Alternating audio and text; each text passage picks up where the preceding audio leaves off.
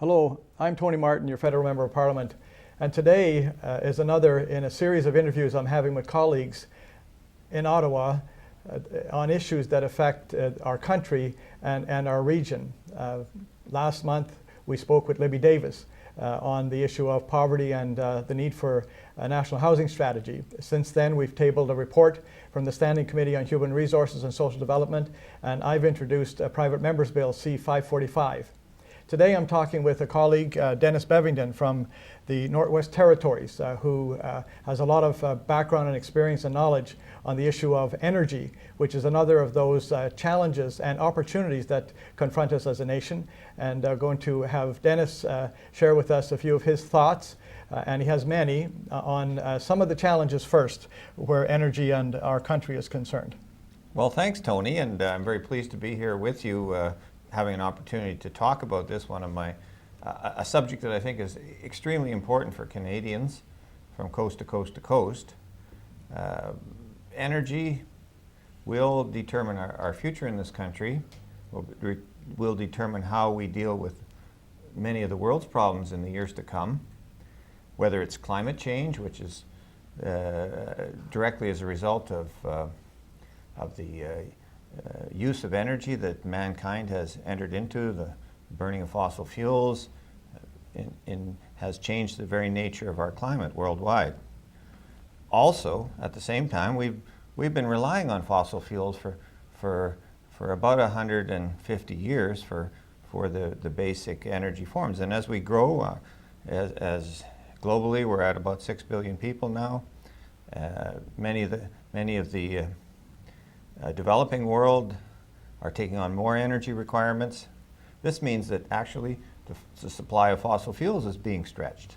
And we've seen that at the beginning of the last recession when the price of fossil fuels, the price of oil went through the roof. It's settled down a little bit now, but long term the prognosis is that the production of oil is going to be more difficult from more difficult locations, and is going to cost more and be not as available as it was in the past. At the same time, the demand is increasing. So when it comes to Canada, we have issues of energy security as well. Climate change, energy security, and the third one that I think is really vital to everyone in this country is because Canada is a cold country and we live at long distances from each other. How can we get down the cost of living which means so much to Canadians, and where energy is getting to be a larger and larger slice of our paycheck. Yeah. And that's great, Dennis. And there are some real challenges, and of course, countries as we speak are in Cancun these days trying to work out an agreement on the environment, and that includes energy. But what plans does the New Democratic Party and yourself, contributing to that, have for Canada looking forward? Well, first of all, I think we all agree, and we have agreed as a party, that we need to have a national energy strategy. The good thing about that is that message is starting to be repeated by groups across this country, whether they be the provincial leaders, whether they be the industry. We had the organization of the chiefs of the major companies come out the other day and say we need a national energy strategy, because we can't do this in isolation of each other. Energy is a complex business. It needs to have clearly defined goals and directions, and that's difficult in our country where provinces to a great degree control what happens with energy. So we need better federal provincial work on a national energy strategy, and the NDP is here to do that. And that's on the macro scale, that's the large picture. When it comes down to communities such as Sault-Ste-Marie, I think there's many things that can be done in advance of a national energy strategy. There's great solutions coming out for ways that we can work with with our energy supply and with the conservation to make a big difference today. Yeah. What will be the components of this strategy going forward? What will be those things that we'll be focusing on and perhaps willing to invest resources, federal resources in? Well, the key to most energy strategies, and this has been proven around the world, is that first you deal with reducing the volume of energy you use, making the very best use of the energy that in your day-to-day life, with your companies, with the way you make your living. And that's, of course, the NDP way as well, too. First comes conservation, energy efficiency, and Canada, we've got a long way to go there yet, because energy was very cheap in this country for very long. We have gotten to habits that sometimes are not the best. And they don't serve us well as individual consumers either. If we accept the idea that we're going to be using a lot of energy, as the price of energy moves up, then it just takes a bigger chunk out of our paycheck. So first and foremost, energy efficiency, conservation. And I know that that's really important, and particularly in northern parts of the country where we use a lot of energy to heat our homes and our buildings. And there's a lot of talk about the need to do that. What about the notion of and the idea of renewable energy and some of the new developments there?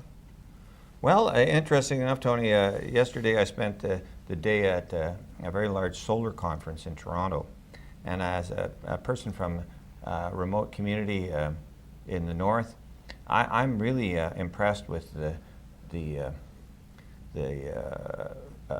what is happening with solar energy in this country. And I think that's something that and happening around the world. And that's a solution, whether it's not the final solution, but it's certainly something that I think people can take an active part in Ontario, where there's opportunities like that.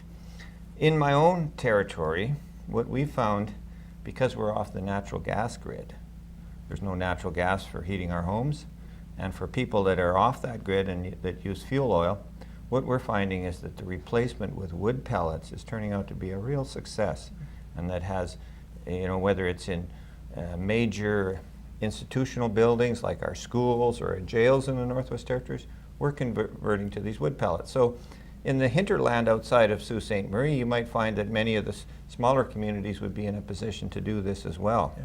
Well, what about the idea of wind energy, Dennis? We have recently an issue in our area where there is a move driven by primarily the provincial government, but certainly subsidized by the federal government, to build wind turbines and to put them on the side of Lake Superior. Now, there's some real concern that this is, less renewable energy initiative with all of the principles that go along with that, and more an initiative driven by big industry now looking at this as the next gold rush, so to speak, with the notion or the idea, if there isn't some thoughtful consultation done, that we might one day wake up and see the whole of that beautiful, iconic landscape covered with wind towers, and not only on the landscape but also in the water. That's a concern. It's there's potential there. There are possibilities there, but there are also some concerns that are being raised by local people. I just thought maybe you might want to speak for a couple of seconds. Well, certainly, whenever we change energy forms, whenever we take on new developments, my feeling is that, of course, the people of the region have the right to intervene in those types of decisions. They have a right to ensure that what's happening in their neck of the woods matches to their expectations.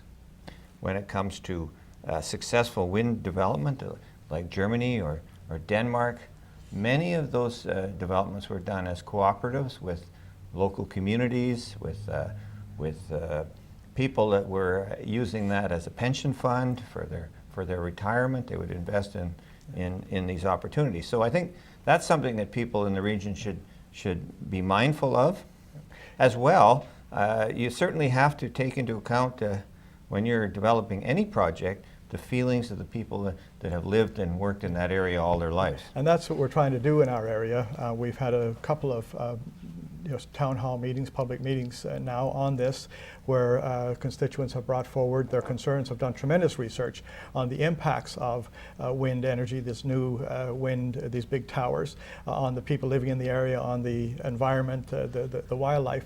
And we will continue to have that because it's important, as Dennis has said, that we think thoughtfully through these things. This is a new development for all of us, and that we consult on speak together and challenge government if we think that they're going in the wrong direction. So if you want to hear more about my take on wind energy and renewable energy, go to my website, www.tonymartin.ca, where we have a pretty comprehensive statement that you can look at. And of course, always contact me and be in touch with the group that have organized in Sault-Ste-Marie, Algoma, called Save Our Algoma Region, SOAR for short.